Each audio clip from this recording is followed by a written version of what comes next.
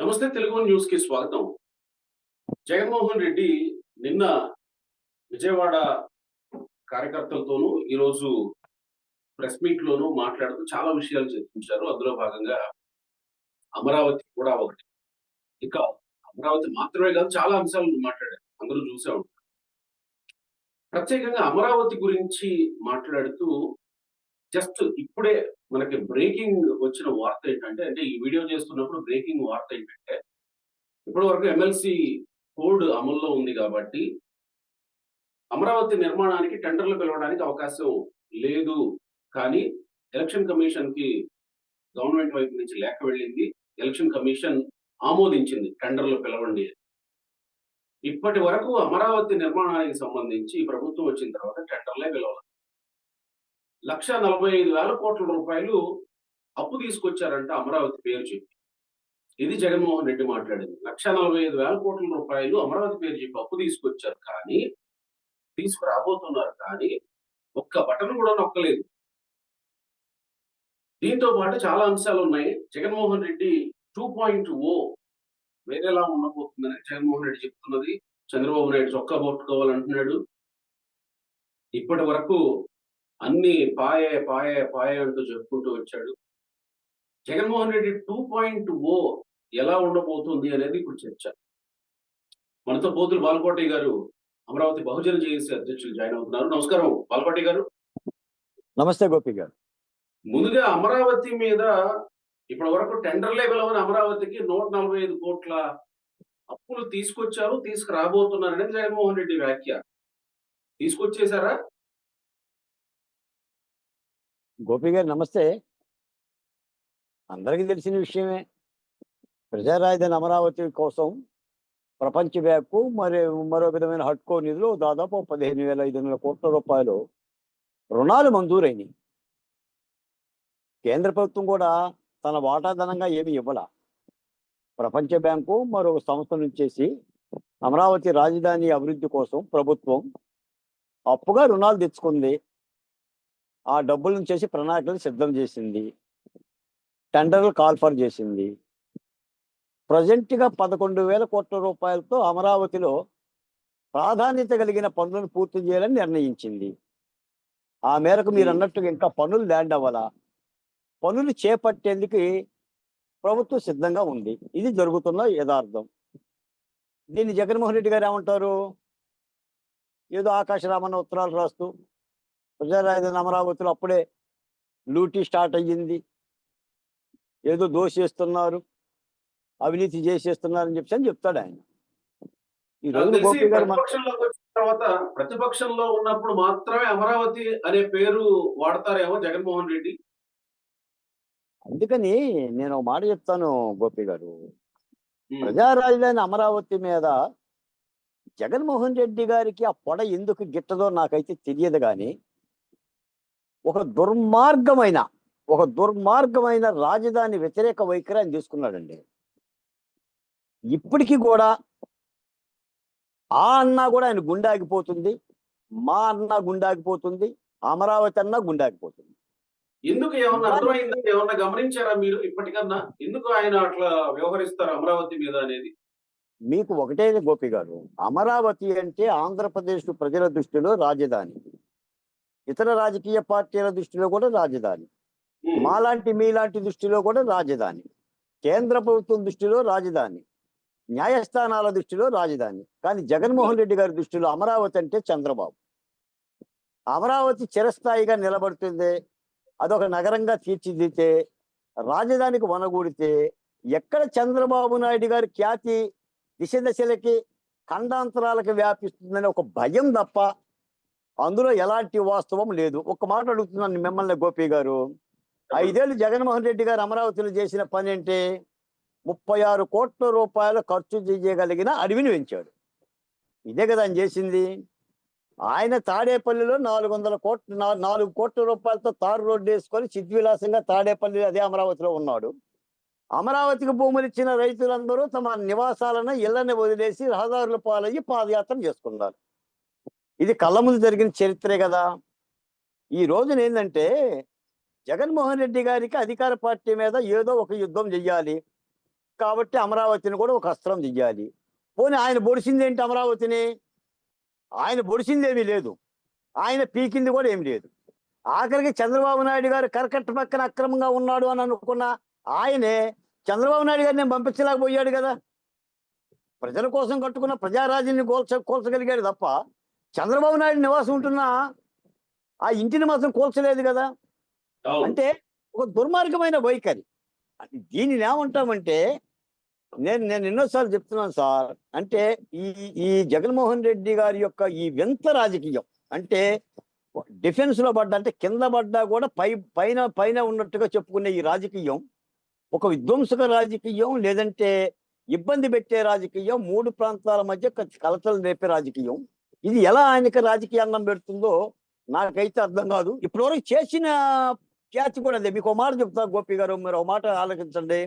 ఇప్పుడు 2024 అసెంబ్లీ ఎన్నికల్లో వైఎస్ఆర్ కాంగ్రెస్ పార్టీ 3 రాజధానులు అనే ఎజెండాతో ఎన్నికలకు పోయింది. కూటమి పార్టీ 3 రాజధానులు కాదు, అమరావతి ఏకైక రాజధాని అని ఎన్నికలకు పోయింది. ప్రజలు ఎవరికి పట్టం కట్టారు? ఇప్పుడు 3 రాజధానుల కోసం పట్టం కట్టారా, ఒక రాజధానికి పట్టం కట్టారా? ఎవరైతే ఒక రాజధాని నిర్మించారో వాళ్ళకి పట్టం కట్టారు, 124 సీట్లు ఇచ్చారు. నువ్వు 3 రాజధానులు అన్నందుకు నీకు 11 ఇచ్చేసి ప్రత్యేక హోదా, ప్రతిపక్ష హోదా కూడా లేకుండా మూలలో కూర్చోబెట్టారు. ఇప్పుడు ఏం చెయ్యాలి జగన్మోహన్ రెడ్డి? ముడుచుకొని ఇంట్లో కూర్చోవాలి, లేదా తొంగోవాలి, లేదా చెంపలేసుకోవాలి, లంపలేసుకోవాలి, అమరావతికి క్షమాపణ చెప్పాలి. అలాంటి తప్పును మళ్ళీ తిరిగి చెయ్యను అని అనాలి. రేపు పొద్దున మళ్ళీ నేను అధికారంలోకి వస్తే అమరావతి కట్టుబడి ఉంటానని చెప్పాలి. మీరు వింత వైఖరి. ఇప్పుడు నాకు తెలిసి 2 తలల నాగుబాములు ఉంటాయి. ఇటు కాటేస్తుంది, అటు కాటేస్తుంది. దానికి 2 వైపుల అవకాశం ఉంటుంది. 2019 రాజధాని నిర్మాణం అప్పుడేమో అమరావతి ఇక్కడే ఉంటుందని ఆయనే చెప్పాడు. మనమే స్వయంగా విన్నాం, గుంటూరు గుంటూరు గుంటూరు, విజయవాడ విజయవాడ విజయవాడ అదే రాజధాని అని. అధికారంలోకి రాగానే అమరావతి తూచని చెప్పేసి అన్నాడు. ఋషికొండ మీద ప్యాలెస్ కట్టుకున్నాడు. మొన్న 2024 ఎన్నికలకు ముందు కూడా నేను గెలవగానే మళ్ళీ ఋషికొండలో ప్రమాణ స్వీకారం చేస్తానన్నాడు. అక్కడ ఏర్పాట్లు కూడా చేసుకున్నాడు. మళ్ళీ ఇప్పుడు ఏమంటున్నాడు? అమరావతిలో ఏదో జరుగుతుంది అని అంటున్నాడు. మరి ఈ వింత వైఖరిని ఎలా చూడాలి? ఇప్పుడు మీరు మాకు ఇంకో మాట అన్నారు, జగన్మోహన్ రెడ్డి గారు 2.0. ఏంటి 2.0? ఒక్క మాట అక్కడికి వెళ్ళబోయే ముందు, రాత్రి జగన్మోహన్ రెడ్డి ఇంటి పక్కన ఎవరో నిప్పు పెట్టారంట. ఎవరు పెట్టారు ఏంటి? మీకు ఏమన్నా డీటెయిల్స్ ఏమన్నా తెలిసాయా? జగన్మోహన్ రెడ్డి గారికి నిప్పు పెట్టాలంటే రాత్రే పెట్టనక్కర్లేదండి. రాజధాని ఉద్యమ కాలంలోనే నిప్పు పెట్టేవాళ్ళం. ఎందుకంటే 28,881 మంది రైతుల కడుపు కొట్టాడు ఆయన. ఒక ప్రాంతం మీద కులాల పేరు పెట్టి విద్వేషం రగిలిచ్చాడు. ఎస్సీలు, ఎస్టీలు, బీసీలు, మైనార్టీలు, కాపులు, రెడ్డులు, ముస్లింలు అందరూ రహదారులు పాలయ్యారు. 28,000 మంది కడుపు గల్లోడు ఎవడైనా సరే ఆ ఇంటి మీద దాడి చేయొచ్చు. ఆయన పెద్ద ఇబ్బంది ఏం కాదు. ఇప్పటికిప్పుడే నిప్పు పెట్టనక్కర్లా. రాత్రి తగలబడ్డది ఎండిపోయిన చెత్త. ఆయన ఇంటికి ఎదురుగా ఉన్న చెత్తకు కూడా నీళ్లు పోయలేక ఆ గడ్డి అంతా ఎండిపోయి ఆ ఎండు గడ్డి తగలబడింది. అది కూడా ఆయన చూసుకోడు. ఎందుకంటే ఒకవేళ జగన్మోహన్ రెడ్డి గారి కనుక నష్టమే చెయ్యాలి, దాడే చెయ్యాలంటే ఉద్యమం అలా శాంతియుతంగా జరిగేది కాదు. మేము లాఠీ దెబ్బలు తినే వాళ్ళం కాదు, మేము కాళ్ళకి బొబ్బలు ఎక్కేలా నడిచే వాళ్ళం కాదు. ఓకేలే, జస్ట్ ఇన్ఫర్మేషన్ అసలు ఏం జరిగింది అక్కడ అంటే ఉదయానికి అంతా వార్తలు వచ్చాయి కదా, ఏం లేదు గోపి గారు. అక్కడ అక్కడ అక్కడ ఆయన ఉన్న ప్రాంతం అంతా కూడా ఎండుగడ్డి అంతా కూడా ఎండిపోయి పూర్తిగా ఎండిపోయిపోయింది ఎండలకి. అక్కడ చుక్క నీరు పోసేవాళ్ళు లేడు. పచ్చదనం అంతా పోయి ఎండుగడ్డి మిగిలితే అది బర్న్ అయిపోయి కాలింది. అది కూడా ఆయన ఇంటికి చాలా దూరం. అది ఆ ఎండుగడ్డి తగలబడి పడిపోయినా కూడా ఆయన ఇంటికి వచ్చే నష్టం ఏం లేదు. ఆయన దాదాపు నిజాం నవాబు లాగా పెద్ద ప్యాలెస్ అండి. ఓ 30 అడుగులు ఎత్తున గోడ ఉంటుంది. అది మంటలు కూడా వాటిని అంటుకోలేవు. కాబట్టి ఆయన భద్రతకు వచ్చే ఉప్పేం లేదు. అలాంటి చర్యలు తీసుకునే పరిస్థితులు ఆంధ్ర రాష్ట్రం కూడా లేదండి. మీరు చూస్తూనే ఉన్నారు కదా. చర్యలు తీసుకుంటే ఏమో చట్టపరంగా తీసుకుంటాం అంటుంది కానీ ఇలా నిప్పు పెట్టడం కాదుగా ప్రభుత్వం చెప్తుంది. సరే, అది వేరే విషయంలో. కానీ ఇప్పుడు మనం 2.0కి వెళ్దాం. 2.0 అన్నప్పుడు ఏమనిపించింది? అప్పుడు కోవిడ్ ఉంది కాబట్టి నేను కార్యకర్తలను పట్టించుకోలేదు. ఇప్పుడు రాబోయే ఎన్నికల్లో ఈ రోజు మాట్లాడింది, త్వరలో జమిలీ ఎన్నికలు రాబోతున్నాయి, అవి కానీ వస్తే చంద్రబాబు నాయుడిని చొక్కా పట్టుకొని లాగి అడుగుతాము, ఇక కార్యకర్తలకి 2.0 ఎలా ఉంటుందో చూస్తారు అని మాట్లాడుతున్నారు. ఏమర్థమైంది మీకు 2.0లో? పవన్ గారు, గోపి గోపి గారు, గారు. ప్రజాస్వామ్యంలో ప్రతిపక్ష పార్టీ రాజకీయాలు పోషించవచ్చు. కూటమి ప్రభుత్వం ఎన్నికల్లో ఇచ్చిన హామీలను ఏదైనా అమలు జరపడంలో ఆలస్యం చేసినా, తటపటాయింపులుగా ప్రవర్తించినా అమలు జరపమని నెగ్గదీయొచ్చు. దానికి చట్టసభలు ఉన్నాయి, శాసనసభ ఉంది, శాసన మండలి ఉంది, ప్రజాక్షేత్రం ఉంది. ఈ రోజున వాటిని అడగొద్దని మనం అంటున్నాం వైసీపీ పార్టీని కూడా. కానీ ఆయన 2.0 అంటే అర్థం ఏంటంటే, సంక్షేమ పథకాలు, కూటమి ప్రభుత్వం ఇచ్చిన హామీలను అమలు జరపమని కాదు. రేపు మేము అధికారంలోకి రాగానే ఒక్కొక్కరిని గొడ్డల పది తంతాను, లోపలేస్తాను, మీ సంగతి చూస్తానని బెదిరిస్తున్నాడు. నిజానికి మొన్న 5 ఏళ్ళు పరిపాలన 2.0 అమలు జరిగింది. జగన్మోహన్ రెడ్డి గారు మర్చిపోయినట్టున్నాడు. 5 ఏళ్ళు ఆయన చేసిందంతా కూడా విధ్వంసక పరిపాలనే, 2.0. అందరిని అరెస్ట్ చేశాడు, జైల్లో వేశాడు, చంద్రబాబు నాయుడు గారి సభల మీద రాళ్ళు లేపించాడు, చీకట్లో నడిపించాడు. అచ్చెన్నాయుడు, దేవినేని ఉమ, కొల్లు రవీంద్ర, ధూళిపాల నరేంద్ర, కోడెల శివప్రసాద్ గారు ఎందుకు చనిపోయారు, డాక్టర్ సుధాకర్ ఎందుకు చనిపోయాడు, డ్రైవర్ సుబ్రహ్మణ్యం శవాన్ని డోర్ డెలివరీ ఎవరు చేశారు, అమర్నాథ్ ఎందుకు చనిపోయాడు, చంద్రయ్య అనే తెలుగుదేశం కార్యకర్తకి పేకెందుకు కోశారు, చంద్రబాబు నాయుడు గారి ఇంటి మీద దాడెట్ట చేశారు, లోకేష్ గారి పాదయాత్ర ఎందుకు ఆగిపోయింది. ఇవన్నీ 2.0 కాదా? అలా 2.0 అమలు జరిపిన వాళ్ళందరికీ మీరు పదవులు ఇచ్చారు కదా. జోగి రమేష్ గారు ఆ 2.0 పథకానికి ధర కమాండరే కదా. ఓహో, ఆల్రెడీ అమలు శాసన చేసేసారా? 2.0 కూడా అమలు చేసేసారా? అసలు అమలు జరిపిందే 2.0 కదా. శాసనసభలో భువనేశ్వరి దేవిని పరాభవం చేసింది 2.0 కదా. అప్పుడు చిత్విలాసంగా ఆయన నవ్వలేదా? చంద్రబాబు నాయుడు గారు ఇది గౌరవ సభ, మరి గౌరవ సభగా మార్చుకొని ఈ సభలో నేను అడుగు పెడతానంటే 2.0 రుచి చూపించలేదా? ఇంకా 2.0 ఏముంది? ఆయన 2.0 అన్నాడు కాబట్టి 1.1 ఇచ్చారు ప్రజలు. ఇప్పుడు ఈ రోజున ప్రధాని నరేంద్ర మోడీ గారిని చూడండి, ఆయన 3.0 అని అభివృద్ధి పదంలో మాట్లాడుతుండు. చంద్రబాబు నాయుడు గారు 2047 విజనరీ అని మాట్లాడుతున్నాడు. ఈ 2.0 ఏంటి సార్? ఇప్పుడు చింతామణి నాటకంలో ఒకడు అంటాడు, సుబ్బిశెట్టి, కొట్టింది ఎవరో గుర్తులేదు కానీ లేవదీసింది నన్నే అని. అసలు జగన్మోహన్ రెడ్డి గారి స్థాయి ఏంటి? ఈ రోజు ఆయనే చెప్తున్నాడు, నేను పులివెందులో ఎమ్మెల్యేని, 175 మంది ఎమ్మెల్యేలాగా నాకు ఎమ్మెల్యేకి అవకాశం ఇచ్చినట్టు 2 నిమిషాలు 3 నిమిషాలు ఇస్తే నేనేం చెప్పాను అని అంటున్నాడు ఆయన. కాబట్టి ప్రతిపక్ష హోదా ఇవ్వాలి అని అంటున్నాడు. ఇవ్వాలని కాదు, ఆయన అడుక్కుంటున్నాడు. మరి గతంలో ఏనే చెప్పాడు, ఒక 5 తెలుగుదేశం పార్టీ ఎమ్మెల్యేలు ఇట్లా లాగేస్తే నీ ప్రతిపక్ష హోదా కూడా ఉంటుందని చంద్రబాబు నాయుడు గారిని హేళన చేశాడు. మరి అవి వర్తించదా? అసలు ఇప్పుడు ఈ రోజున ఏంటంటే జగన్మోహన్ రెడ్డి గారు ఏదో అనుకుంటున్నారు సార్. ఆయన దగ్గర డబ్బులు ఉంది, లేదంటే ఆయన మాట్లాడే తీరు ఉంది కాబట్టి కార్యకర్తలు పలసబడిపోయారు, ఇటు పడితే నాయకులు వెళ్ళిపోతున్నారు.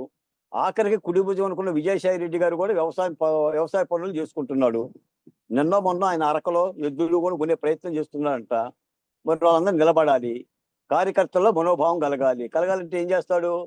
కింద పడ్డా కూడా పైన ఉన్నాను. ఈరోజు విజయసాయి రెడ్డి వెళ్ళిపోవడం మీద ప్రశ్న అడిగితే కొంతమంది ప్రలోభాలకు లోబడి, కొంతమంది బెదిరింపులకు భయపడి వాళ్ళ దారాలు చూసుకున్నారు. విజయసాయి రెడ్డిది కూడా అదే అయ్యి ఉండొచ్చేమో అని అర్థం వచ్చేలాగా మాట్లాడాడు. అంటే ఈ రెండిట్లో ఏది కన్ఫర్మ్ చేసుకోవాలి? గోపి గారు మనం ఆలోచిద్దాం. విజయసాయి రెడ్డి గారు ప్రలోభాలకే లోబడే వ్యక్తి, భయపడితే భయపడే వ్యక్తి. 16 మాసాలు జగన్మోహన్ రెడ్డి గారి పక్కన జైలు జీవితం చేశాడే. దాదాపు ఆ పార్టీ పెట్టిన తర్వాత 14 ఏళ్ళు ఆయన కూడా కలిసి నడిచాడే. ఆ పార్టీకి సంబంధించిన ప్రధాన కార్యదర్శి, పార్లమెంట్లో ఆయన వైఎస్ఆర్సీపీకి సంబంధించిన ప్రతిపక్ష పార్టీ నాయకుడే. ఎవరినంటున్నాడు జగన్మోహన్ రెడ్డి గారు అంటే, నీకు అక్కరున్నప్పుడేమో నీ ఓడా పక్క బాగానే నిందనేయటం. మరి ఆయనే అటువంటి గుణగణాలతో ఉంటే, ఇప్పుడు శ్రీనివాసరెడ్డి గారు కానీ, సామినేని ఉదయభాను కానీ, కిలారి రోషయ్య గారు కానీ, బాలశివరి గారు కానీ, విజయసాయి రెడ్డి గారు కానీ, వసంత కృష్ణప్రసాద్ కానీ, పార్థసారథి కానీ ఎందుకు పోయారు వీళ్ళంతా? నాయకుడి దగ్గర ఊపిరాడకేగా. అంటే నేనేమంటానంటేనండి, ఇవి చూడటానికి జగన్మోహన్ రెడ్డి గారి మాటలు ఎలా ఉంటాయి అంటేనండి, ఏదో బ్రహ్మాండం బద్దలవుతుంది అని అన్నట్టుగా కొంగరమల్లయ్య ప్రగల్భాలుగా ఉంటాయండి. మన గతంలో కూడా చూసాం. మా ఊర్లో కొంగరమల్లయ్య గుట్ట ఒకటి ఉంది. పూర్వకాలంలో చెప్పారు కొంగరమల్లయ్య కథ అని. అక్కడ ఒకడు కూర్చునేవాడు, ఆ బాటసారులు ఆ బజారున వస్తూ ఉంటుంటే ఆ బాటలో వస్తుంటే ప్రతి కూడా అరే నేను లేస్తే నీ సంగతి చూస్తాను, మీ సంకనున్న మూట అక్కడ పెట్టిపోండి అని చెప్పి అనేవాడు. అలా చేతికి ఉంగరాలు దోసేవాడు, జేబులో ఉన్న డబ్బులు దోసేవాడు లెగవకుండానే. వీడు పొద్దుగూకులు లెగవకోకుండా ఇదే వార్నింగ్లు ఇస్తున్నాడు, ఎవడా ఈడని చెప్పి నా బొట్టు బజార్ని పోతా పోతా వీడు ఏమాత్రం వస్తాడో చూద్దాం రాని ముందు నువ్వు లేచిరారా అండు. వాడు లెగవట్లా. నువ్వు లేచిరారా అంత చూడటం ముందు నువ్వు లేచిరారా అంటుంటే వాడు లెగవట్లా, నీ అంత చూస్తానంటుండు. తీరా విషయం ఏందని చెప్పి దగ్గరికి వెళ్ళిపోయి వాడి కాళ్ళ మీద గుడ్డ తీస్తే వాడికి 2 కాళ్ళు లేవు. అలా కూర్చొని బెదిరిస్తున్నాడు. ఈ రోజున ప్రజాక్షేత్రంలో గెలవాలంటే ప్రజల మన్నన కావాలి గోపి గారు. మీరు చంద్రబాబు నాయుడు గారు అరెస్ట్ చేస్తేనో, ఇంకొకటి ఏంటంటే ఇప్పుడు అరెస్ట్ చేసిన చివరిగా వాళ్ళందరూ చివరిగా కూడా ఇక్కడ బాల్కోటి గారు చివరిగా ఇక్కడ జగన్మోహన్ రెడ్డి నిన్న ఈ రోజు మాట్లాడిన దాంట్లో ఒక చిన్న విషయాన్ని మనం ఆ ఏమంటాం మిక్స్ చేసి చూసే ప్రయత్నం చేద్దాం. ఈ రోజు మాట్లాడారు ఆయన, రాజకీయాల్లో క్యారెక్టర్ ఇంపార్టెంట్, విశ్వసనీయత ఉండాలి కార్యకర్తల్లో, అది మనం కాపాడుకోవాలి. క్యారెక్టర్ ఇంపార్టెంట్ కాబట్టి ఆ క్యారెక్టర్ ఉంటే రాజకీయ నాయకుడికి కార్యకర్తలు, ఆ రాజకీయ నాయకుడి కార్యకర్తలు కాలర్ ఎగరేసుకొని తిరుగుతారు అని అన్నాడు. విశ్వసనీయత ఉండాలి, క్యారెక్టర్ ఉండాలి అని అన్నాడు. నిన్న ఏం మాట్లాడారు? జగన్ 2.0 చూస్తారు, నేను 16 నెలలు జైల్లో ఉండలేదా, తిరిగి రాలేదా, ముఖ్యమంత్రి కాలేదా అని అన్నాడు.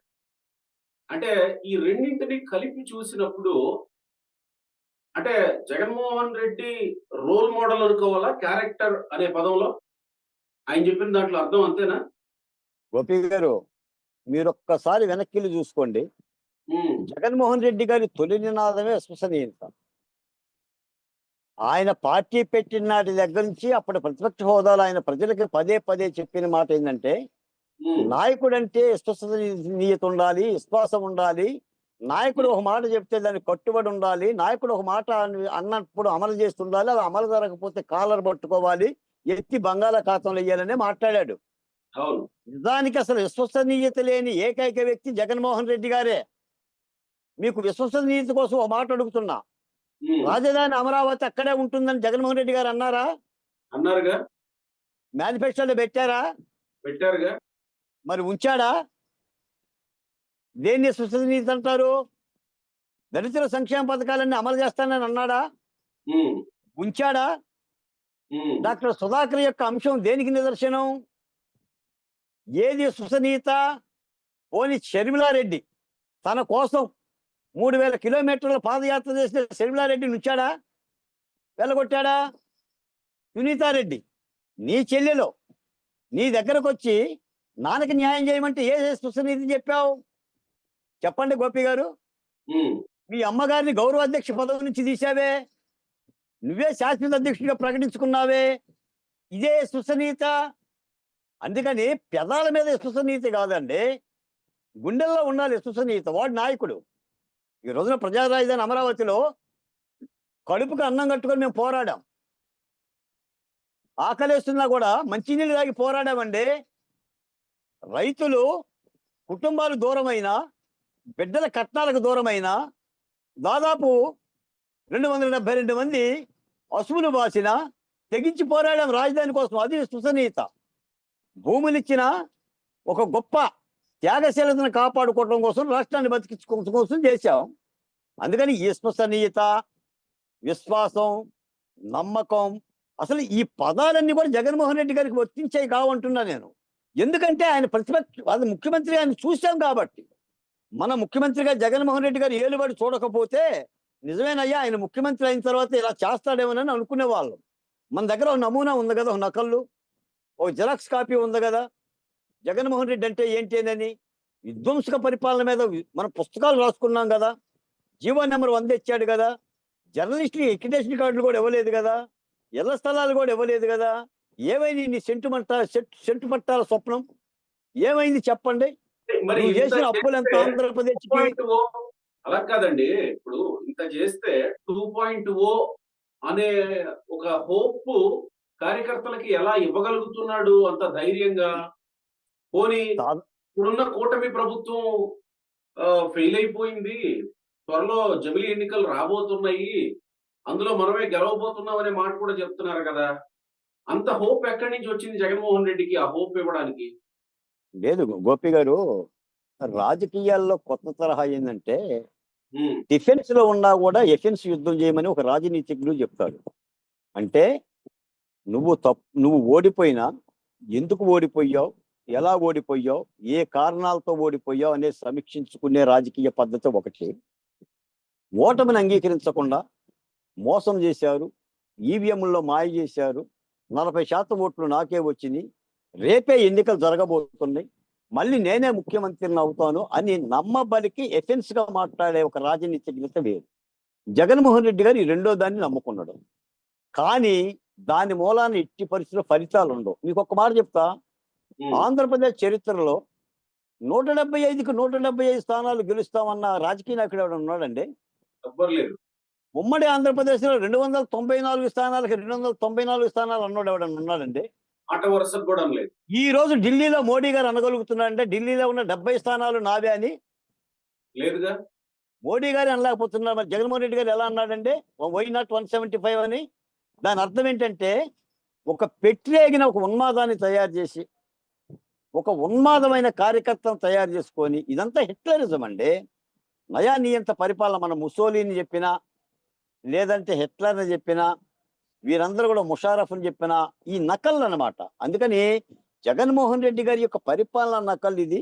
నేను అనుకోవటం ఏంటంటే ఇవి ఆవేశపరచడానికి ఉపయోగపడే తప్ప ప్రజల విశ్వాసంలోకి తీసుకునేవి కావండి.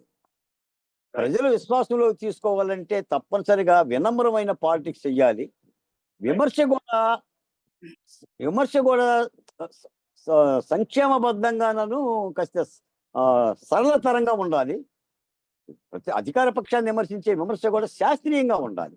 ఆ శాస్త్రీయంగా లేకపోకుండా ఎగబడతా, కొరికేస్తా, నరికేస్తా, పొడి చేస్తా, దమ్ము చూపిస్తా, దుమ్ము చూపిస్తా. మీకు గుర్తుందో లేదో, చొక్కాలు మడతయ్యండి, లుంగీలు పైకెత్తండి, నేను అభిమన్యుణ్ణి కాదు అర్జునుణ్ణి, పల్గొనుణ్ణి. ఏమైపోయినా భీకర ప్రగల్భాలు విన్నాం కదండి సిద్ధం సభల్లో. సిద్ధం సిద్ధం సిద్ధం అంటే ఏం చేశారు ప్రజలు? ప్రజలంతా కూడా సిద్ధమైపోయి మూతికి ముంతా ముడ్డికి చీపిరిచ్చినట్టుగా వీళ్ళని తాడేపల్లి నుంచి యలహంక ప్యాలెస్కి పంపించారు. అందుకని ఈ విధ్వంసక పరిపాలన నడిపించేంత వరకు జగన్మోహన్ రెడ్డి గారు పెద్ద ప్రయోజనం ఉండదండి. ప్రధానంగా ఈ రోజు మాట్లాడుతున్న తీరు ఏంటంటే ఆయనకి పార్టీ ఉనికిలో ఉంటుందా, ఇంకా ఉన్న నాయకులు కూడా పోతారా లేదా, అసలు కార్యకర్తలు ఏమైపోతారు, నియోజకవర్గాల్లో 2వ తరగతి శ్రేణి నాయకులు ఏమైపోతారని ఒక భయం ఆయన్ని పురుగొల్పుంది. ఆయన భయాన్ని పోగొట్టుకోవడం కోసం ఎవరినో భయపడుతున్నట్టుగా చెప్తున్న 2.0 తప్ప ఇది 2.0 కాదు, 100 కాదు, ఇది 0.0. అదేదో అదేదో కథ చెప్తారు కదా, అరే మీకు ఎవరికైనా భయం వేస్తే నా చుట్టూ మంచాలు వేసుకొని పడుకుంటారా అని అంటాడు. అంత తప్ప ఏం లేదండి. అందుకని నేను అన్నా, కొట్టింది ఎవరో గుర్తులేదు కానీ లేవదీసింది నన్ను అని. నిజానికి జగన్మోహన్ రెడ్డి గారు రాజకీయాలు చేయాలంటే ముందు ప్రజా రాజధాని అమరావతికి క్షమాపణ చెప్పమనండి, అది రాజధానిగా రాష్ట్ర ప్రజలకు ప్రకటించమనండి. ఒక నిర్ణయాత్మకంగా ప్రజాక్షేత్రంలో ప్రజల పక్షాన బాధ్యత కలిగిన ప్రతిపక్ష పార్టీ పాత్ర పోషించాల్సింది తప్ప ఏదో చేసేస్తాం, సప్త సముద్రాలు దాటేస్తాం, మీరు రాసుకోండి, పేర్లు రాసుకోండి, మీకు సలాములు కొట్టిస్తామంటే ఇప్పుడుంది కూడా ప్రభుత్వం. సెల్యూట్లు కొట్టిస్తాను, క్షమాపణ చెప్పిస్తాను. ఆయనకు అలా సలాములు కొట్టిన వాళ్ళందరూ ఇప్పుడు ఎక్కడున్నారు గోపి గారు? జైపాల్ గారు ఎక్కడున్నారు? నర్రా రవీందర్ రెడ్డి ఎక్కడున్నాడు? బోరుగడ్డ అనిల్ ఎక్కడున్నాడు? నిన్నటిదాకా నందిగం సురేష్ ఎక్కడున్నాడు? యోగి రమేష్ కొడుకు ఎక్కడున్నాడు? ఐపీఎస్ ఎక్కడున్నారు? ఠానా గారు ఎక్కడున్నారు? ఆంజనేయులు గారు ఎక్కడున్నారు? గున్నే గారు ఎక్కడున్నారు? ఈ రోజున పివి సునీల్ కుమార్ లాంటి ఐపీఎస్ ఆఫీసర్ మీద జరుగుతున్న యుద్ధం ఏమిటి అంటే ఏం సాధిద్దామని ఇవన్నీ ప్రజలు చూస్తారండి. అందుకని నాకు తెలిసిందంటే ఇప్పుడు ఎదిగే కొద్దీ ఒదిగినోడు నాయకుడు అండి. దానినే ప్రజలు ప్రమాణంగా స్వీకరిస్తారనేది మా లాంటి వాళ్ళ ఆలోచన. రైట్ బాల్కోటి గారు, థ్యాంక్ యూ గోపి.